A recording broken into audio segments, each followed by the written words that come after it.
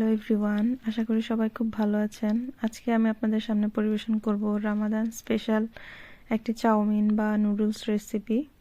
এই রেসিপিতে আমাদের যা যা লাগবে তা হচ্ছে পেঁয়াজ, কাঁচামরিচ, আলু কুচি, টমেটো কুচি, ক্যাপসিকাম কুচানো এবং হচ্ছে গাজর কুচানো আর শসা ডেকোরেশনের জন্য। এখানে হচ্ছে আমরা নুডলসের জন্য সব সবজি কেটে নিয়েছি এবং এই নুডলস হচ্ছে আমি যেরকম সস ইউজ করবো, একটা হচ্ছে সয়া সস, এখানে টমেটো সস, চিলি সস যে কোনো একটা ইউজ করা যায় বা দুইটা ইউজ করা যায়, সমস্যা নেই। আর যে যে নুডলসটা খায় ওরকম একটা নুডলস নিলেই হলো। আমার কাছে এখন নুডলসের এই নুডলসটা অ্যাভেলেবেল আছে, তো আমি এটাই নিয়ে নিলাম। আর আজকে নুডলসটাকে চাউমিনও বলা যেতে পারে, নুডলসও বলা যেতে পারে, যে যেটা বলতে চায়। আমি যেখানে নুডলস সেদ্ধর জন্য পানি বসিয়ে দিলাম এবং পানির মধ্যে সামান্য পরিমাণ লবণ দিয়ে দিলাম, যেটা আমি এখানে হচ্ছে আমি কড়াই বসিয়ে দিয়েছি। আমি হচ্ছে এখানে সামান্য পরিমাণ তেল দিয়ে দিলাম। নুডলসের মধ্যে বেশি তেল আমার কাছে ভালো লাগে না, আমি অল্প করে তেল দিয়েছি, যদি পরবর্তীতে লাগে আমি একটু তেল অ্যাড করে দেবো। আমি এখানে শুরুতে হচ্ছে পেঁয়াজ কাঁচামরিচটা দিয়ে দিলাম।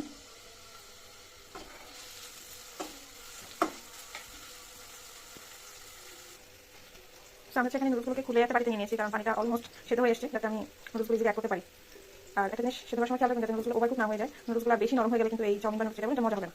আর এদিকে হচ্ছে আমার পেঁয়াজটা হালকা হালকা ভাজা হয়ে আসছে, আমি এই পর্যায়ে হচ্ছে এখানে টমেটো অ্যাড করে দেবো। সবগুলো টমেটো অ্যাড করে দিয়েছে এবং এই পর্যন্ত আমি একটু সয়া সস দিয়ে দেবো। এখানে একটু বেশ ভালো পরিমাণ সয়া সস আমি অ্যাড করবো, পরবর্তীতে যদি লাগে আমি আরেকটু দেবো। এখানে হচ্ছে সয়া সস আমার কাছে পছন্দ, যার যেরকম পছন্দ ওই পরিমাণে দেবে। সামান্য একটু লবণও অ্যাড করতে হবে আলু দিয়ে, তখন হচ্ছে সামান্য পরিমাণ লবণও দিয়ে দেবে এখানে। এই পর্যন্ত আমি টমেটোর সাথে হচ্ছে আলুগুলো অ্যাড করে দিলাম। এই যে আমি সবগুলো আলু অ্যাড করে দিয়েছি। অন্য সময় হচ্ছে আমি এখানে গাজরটা একসাথে অ্যাড করে দিই, বাট আজকে হচ্ছে আমি গাজরটা একটু ফাইনলি চপ করেছি। গাজরটা এখানে খুব বেশি সময় লাগবে না সেদ্ধ, সেজন্য আমি গাজরটা এখন দিচ্ছি, একটু পরে দিব, নাহলে পরবর্তীতে গাজরটা একদম খুঁজে পাওয়া যাবে না, বলে যাবে। সো এদিকে হচ্ছে আমার নুডলসের পানি একদম ভালোভাবে সেদ্ধ হয়ে গেছে, এখন আমি নুডলসগুলো সেদ্ধ দিয়ে দেবো। এখানে যে টমেটোগুলো আমি অ্যাড করছি সবগুলো টমেটো আমি একদম গলিয়ে ফেলবো, এগুলো এরকম চাকা চাকা থাকবে না, এগুলো একদম গলিয়ে এক প্রকার একটা সসের মতো হয়ে যাবে। আমি এখানে দুটো টমেটো অ্যাড করেছি, মোটামুটি ছোটো মাঝারি সাইজের, তো সেই টমেটো থেকে যে পানিটা বের হয়েছে বা পিওরি যেটা বলে, ওইটা দিয়েই হচ্ছে আমার বাকি সবজিগুলো সেদ্ধ হয়ে যাবে। আমি হচ্ছে সসটা অ্যাড করে দিয়েছি, অর্ধেক সসটা আমি এখন দিব, বাকি সসটা হচ্ছে আমি যখন আমার নুডলস অ্যাড করবো ওই সময় দিব। আর এই পাশে হচ্ছে আমি নুডলসটাকে পানি দিয়ে ধুয়ে রেখে দিয়েছি, মানে নুডলসটা কুক হয়ে গিয়েছে অলমোস্ট। এই পর্যায়ে হচ্ছে আমি গাজরটা অ্যাড করে দিয়েছি, গাজরটাকে একটু মিশিয়ে আমি আমার পুরো যে সবজি মিক্সচারটা এটা আমি সাইড করে আমি এখন হচ্ছে ডিমটাকে ভেজে নেবো, মানে ক্রাম্বল করে নেবো একটু। আমি হচ্ছে ডিমটা অ্যাড করে দিয়েছি এবং ডিমের মধ্যে হচ্ছে আমি সামান্য পরিমাণ একটু লবণ দিয়ে দিয়েছি এবং হচ্ছে আমি ডিমটাকে একটু ক্রাম্বল করে নেবো। ডিমটাকে আমি ছোটো ছোটো একদম মিশিয়ে নিবো না, আগে ডিমটা ক্রাম্বল করে দিয়ে মিক্স করবো, তাহলে ডিমটাকে আলাদা আলাদা মুখে লাগে, আমার কাছে ভালো লাগে। ক্রাম্বল করার পর হচ্ছে আমি ডিমটাকে একটু সবজির সাথে মিশিয়ে নিলাম।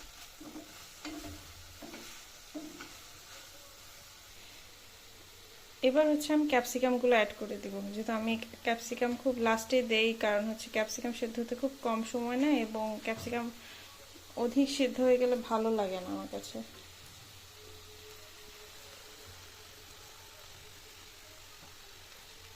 আমি ক্যাপসিকামটা দিয়ে দিলাম। এই পর্যায়ে আমি নুডলসের যে মশলাগুলো থাকে সেগুলো হচ্ছে এখানে করে অ্যাড করে দিব।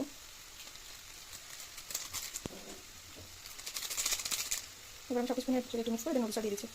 এই যে আমি নুডলসগুলো দিয়ে দিচ্ছি, এখন নুডলসটা আমি মিশিয়ে নেবো।